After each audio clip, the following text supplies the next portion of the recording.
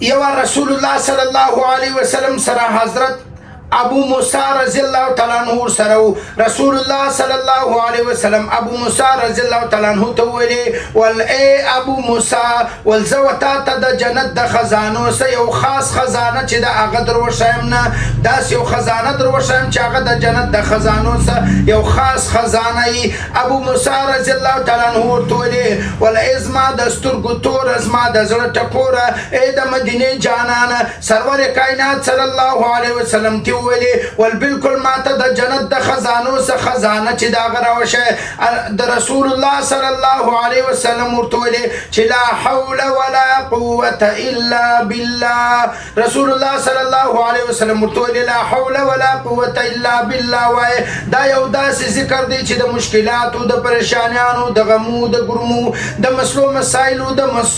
مصیبتو د پاره ډیره بهترینه وظیفه ده او ډیر خاص عمل دی دا د شریف چې دی په صحیح بخاری او مسلم شریف کې دا حدیث راغلی دی زه ته دا خبره کوم چې کوشش کوه د حالاتو د مشکلاتو د مصیبتو د مسلو مسایلو سره دی مخصوص کوشش کوه چې لا حول ولا قوه الا بالله وای او کچیر د تنهایی د ګناه سره دی مخو لا حول ولا قوه الا بالله وای او کله یو ګناه سره دی ځان خلاصوي نسوي خلاصېدلی په زړه کې دی سوچونه راکړل وسوسې راکړلې ګناه راکړلې لا حول ولا قوه الا بالله ما درته ویلي چې دا یو داسې ذکر دی چې دا د جنت د خزانو څخه یو خزانه ده خو په آخر کې دا خبره درته کومه دا ماته زما ګرانې مورکۍ چې دی دا ذکر را په یاد کړی دی ځکه ته مې وویلې چې ته یې وایسته ثوابونه یې ودې ته هدیه کوئ چې ته یې وایسته الله تعالی به ستا شرعي مرادونه په خپل فضل و کرم مهرباني سره پوره کړي